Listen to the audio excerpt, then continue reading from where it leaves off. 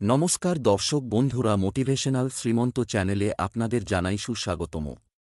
আজকে আপনাদের সামনে যে বিষয়বস্তু নিয়ে আলোচনা করব তা হল স্বর্গ কি, নরক কত প্রকার ও কি কি। স্বর্গনরক নিয়ে বিস্তারিত। স্বর্গ সাধারণভাবে মানুষ জানে শুভকর্মের পুণ্যময় ফল ভোগ করার জন্য মানুষের স্বর্গপ্রাপ্তি ঘটে। আবার পাপকর্মের ভোগ করার জন্য কর্মকর্তাকে নরক যন্ত্রণা ভোগ করতে হয়। শ্রুতিতে বলা হয়েছে স্বর্গকাম যজেত, অর্থাৎ স্বর্গ কামনা করে যজ্ঞ করবে। স্বর্গ কামনা করে যাগ যজ্ঞাদি অনুষ্ঠান করবে, তার ফলে স্বর্গলাভ হবে। স্বর্গের বিবরণ পুরাণাদি শাস্ত্রে স্বর্গ সম্পর্কে বিস্তারিত বর্ণনা করা হয়েছে। স্বর্গ হল দেবতাদের বাসস্থান। দেবতাদের রাজা ইন্দ্র স্বর্গের রাজা। ইন্দ্র কোনো বিশেষ ব্যক্তির নাম নয়, এটি স্বর্গের রাজার পদবি। ইন্দ্র যে প্রাসাদে বাস করেন তার নাম হল বৈজয়ন্ত। ঐরাবত নামে হাতি এবং উচ্চৈশ্রবা নামের অশ্ব ইন্দ্রের বাহন। ইন্দ্রের দেবসভার নাম সুধর্ম। স্বর্গের উদ্যানের নাম সুধর্ম। চিরবসন্ত বিরাজিত অমরাবতী স্বর্গের রাজধানী। পুণ্যফলে স্বর্গবাস হয় বটে, তবে ভোগের মধ্য দিয়ে পুণ্য ক্ষয় হয়। পুণ্য নিঃশেষ হলে স্বর্গভোগের অবসান হয়। তখন জীবকে পুনরায় মর্তলোকে দেহধারণ করে জন্মগ্রহণ করতে হয়। এখানে উল্লেখ্য যে মৃত্যুর মধ্য দিয়ে জীবের দেহ নষ্ট হয়। তখন কর্মফল ভোগের জন্য সূক্ষ্মদেহের উদ্ভব হয়। ওই সূক্ষ্মদেহ নিয়েই জীব স্বর্গ নরক ভোগ করে থাকে। এখন প্রশ্ন হল, কোন ব্যক্তি মৃত্যুর পর স্বর্গে যাওয়ার যোগ্য বলে বিবেচিত হবেন, এ ব্যাপারে শাস্ত্র নির্দেশ হচ্ছে।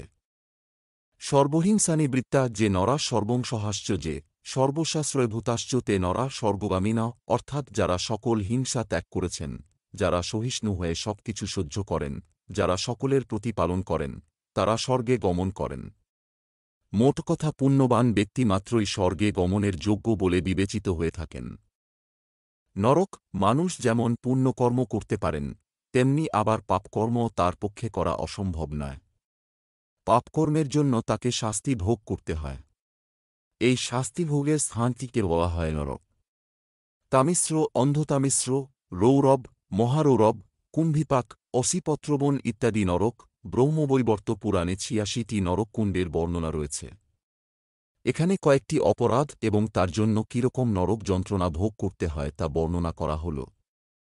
১. যারা পরধন, পরস্ত্রী ও পুত্র অপহরণ করে, যমপুরুষেরা তাদেরকে কঠিন পাশে আবদ্ধ করে তামিশ্র নরকে ফেলে দেয়। এই নরক নিবিড় অন্ধকারাবৃত। পাপী এখানে পতিত হয়ে খাদ্য ও পানীয়ের অভাবে এবং যমকিঙ্করদের হাতে নিপীড়িত হয়ে যন্ত্রণা ভোগ করে। ২. যে লোক জীবিত অবস্থায় যে প্রকারে অন্যের প্রতি হিংসা বিদ্বেষ করেছিল, সেইরূপ হিংসার শিকার হয়ে মৃত্যুর পর তাকে নরক যন্ত্রণা ভোগ করতে হয়। এভাবে পাপীগণকে নরকে শাস্তি প্রদান করা হয়। তবে পাপের তারতম্য অনুসারে পাপীদের নরক ভোগের যন্ত্রণারও পার্থক্য হয়ে থাকে। পাপ ভোগ শেষ হলে পাপী নরক যন্ত্রণা হতে নিষ্কৃতি লাভ করে। তারপর কর্মফল অনুযায়ী জীবের পুনর্জন্ম হয়ে থাকে। আশা করি বন্ধুরা ভিডিওটি দেখে আপনাদের ভালো লেগেছে। ভালো লাগলে আপনজনের উদ্দেশ্যে শেয়ার করবেন, চ্যানেলটি সাবস্ক্রাইব করবেন। আজ এখানেই শেষ করছি। ঈশ্বর আপনার মঙ্গল করুক। নমস্কার, ধন্যবাদ।